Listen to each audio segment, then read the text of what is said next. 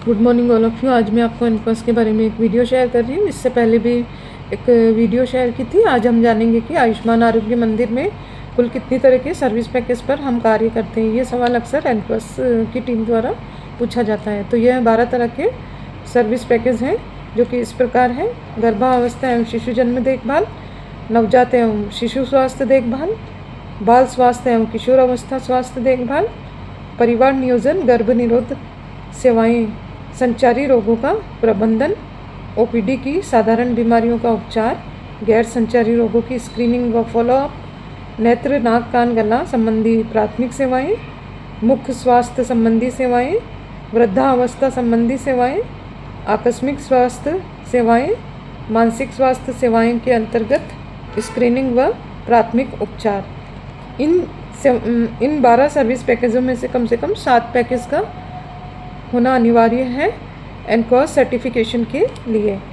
अब हम जानेंगे कि एनसी विजिट का समय क्या है, जो कि अक्सर एनकॉस की टीम द्वारा पूछा जाता है। एनसी की कुल 4 विजिट होती है। पहली विजिट होती है 12 सप्ताह के भीतर, और सेकंड विजिट होती है 14 से 16 सप्ताह के बीच, थर्ड विजिट होती है 28 से 36 सप्ताह के बीच, और फोर्थ विजिट होती है 36 सप्ताह। और प्रसव की जो ईडीडी होती है, एस्टिमेटेड डेट ऑफ डिलीवरी।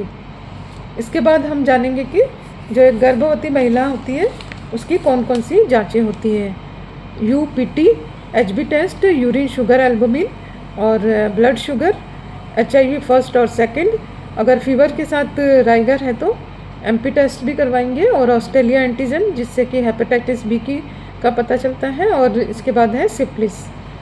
फिर नेक्स्ट क्वेश्चन है एचआरपी। क्या होता है एचआरपी? High risk pregnancy.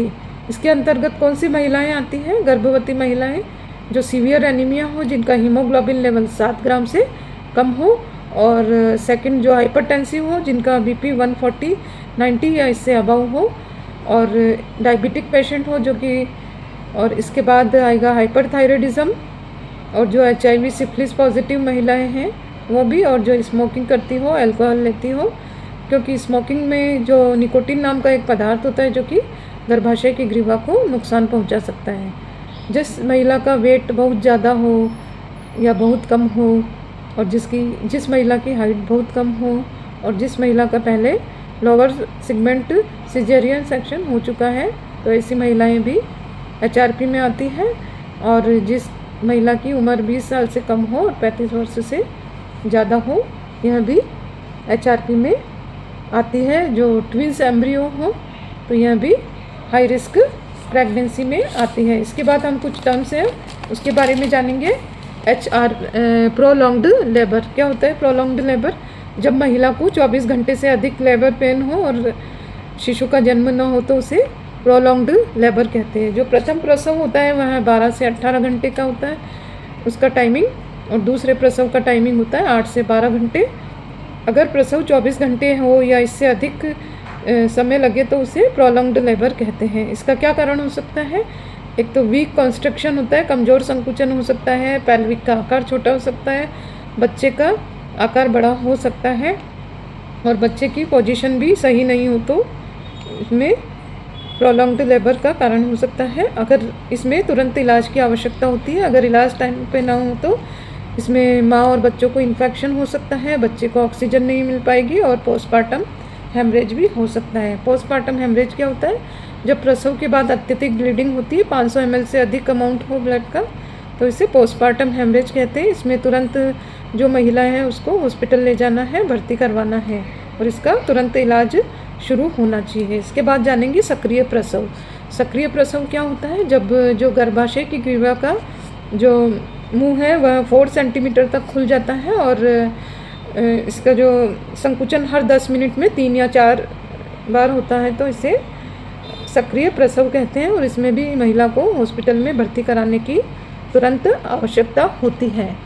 इसके बाद जानेंगे कि 1 आवर्स गोल्डन आवर्स।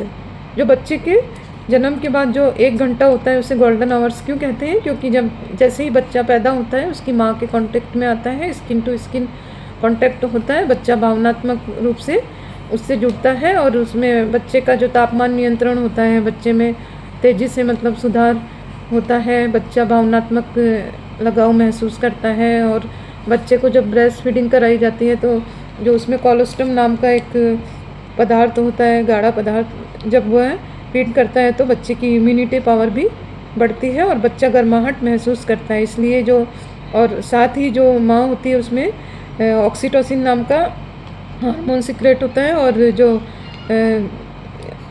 यूट्रस का कॉन्स्ट्रिक्शन भी कम होता है, जिससे पोस्टमार्टम हेमरेज का खतरा भी कम हो जाता है। इसीलिए इसे फर्स्ट आवर को गोल्डन आवर्स कहते हैं। इसके बाद हम जानेंगे KMC, कंगारू मदर केयर। कब होता है ये? जब बच्चा अगर जन्म से पहले मतलब समय से पहले बच्चा जन्म ले, कमज़ोर हो, तो कंगारू मदर केयर एक प्राकृतिक तरीका है बच्चे को, जिसमें बच्चे को माँ की छाती से लगाया जाता है, सिर एक तरफ कर लेते हैं और बच्चे को, जिससे गर्माहट महसूस होती है और बच्चे का भावनात्मक लगाव होता है, बच्चे में का तापमान नियंत्रित होता है और बच्चे में जो इन्फेक्शन के चांस कम हो जाते हैं और बच्चा तेज़ी से रिकवर होता है इसमें।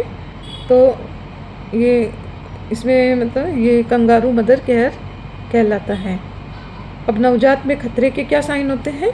नवजात में खतरे के साइन, अगर बच्चा रोए जा रहा है और चुप नहीं हो रहा है, अजीब तरीके से रो रहा है, बच्चा अगर सोता है तो उठता नहीं है, बहुत ज़्यादा सुस्त रहता है, बच्चे का जो सांस है बहुत तेज़ी से चलेगा, उसका पसलियों का अंदर धंसना और बच्चे का होंठ और नाखून का नीला होना, साइनोसिस की स्थिति होती है यहाँ। और बच्चे यहाँ होते हैं नवजात के खतरे के साइन। इसके बाद जानेंगे गर्भावस्था में अर्ली रजिस्ट्रेशन क्या होता है।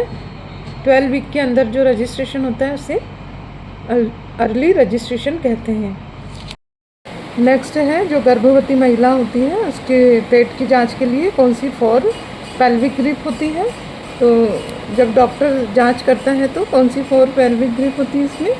एक तो fundal grip, lateral umbilical grip, pubic grip और पेल्विक ग्रिप। नेक्स्ट है पार्टोग्राफ। यह एक विशेष प्रकार का ग्राफ या चार्ट होता है जिसका उपयोग मेडिकल स्टाफ द्वारा प्रसव के दौरान माँ और बच्चे की स्थिति की निगरानी के लिए किया जाता है। जिसमें जाना जाता है कि गर्भाशय की ग्रीवा का कितना फैलाव है, बच्चे की भ्रूण की क्या स्थिति है और माँ के जो वाइटल्स होते हैं, BP, टेम्परेचर, पल्स वगैरह, ये भी नोट किए जाते हैं और गर्भाशय का कितना संकुचन है ये भी देखा जाता है। इसके बाद है SSC, सर्जिकल सेफ्टी चेकलिस्ट। यह एक महत्वपूर्ण उपकरण है जिसका उपयोग यह सुनिश्चित करने के लिए किया जाता है कि लेबर के दौरान सभी आवश्यक कार्य सही समय पर किए जावें। यह एक प्रकार की प्रक्रिया है जो चेकलिस्ट होती है, जो स्वास्थ्य कर्मियों को सही प्रक्रिया अपनाने में और किसी भी प्रकार की लापरवाही करने से बचने में मदद करती है।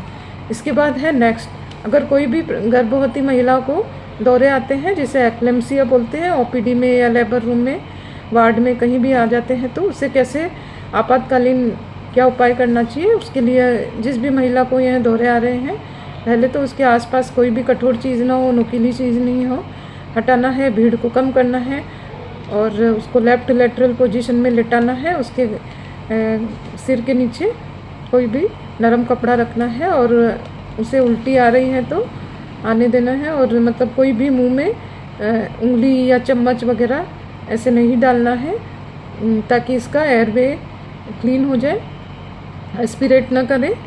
और जो हाथ पैर अकड़ रहे हैं तो उसे पकड़ना नहीं है, ढीला छोड़ देना है, उसके कपड़े भी ढीले करने हैं।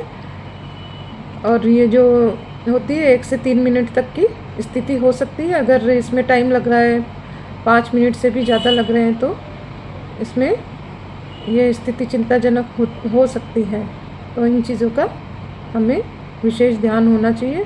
फिर हम जानेंगे न्यूबॉर्न होता है 28 से 30 दिन का जो बच्चा होता है, इसे न्यूबॉर्न कहते हैं। शिशु होता है 30 दिन से 1 साल तक का होता है, वह इन्फेंट या शिशु कहलाता है।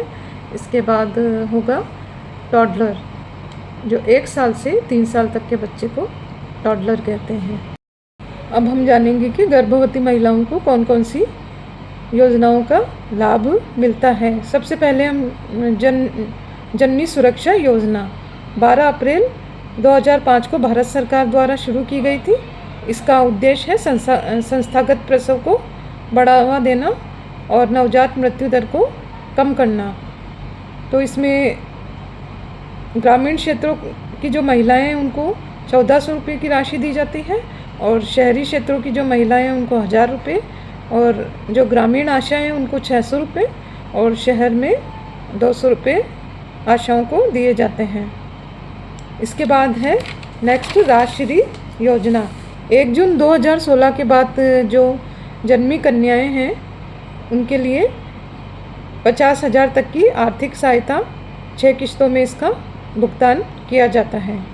आवेदन प्रक्रिया इसके लिए ऑनलाइन आवेदन, ई मित्र, अटल सेवा केंद्र या अन्य उपलब्ध माध्यमों से इसका आवेदन किया जाता है। इसमें जो कन्याओं को शिक्षा के लिए प्रोत्साहन करना और कन्या भ्रूण हत्या को रोकना इसका उद्देश्य है। लाडो योजना, यह राजस्थान सरकार की योजना है।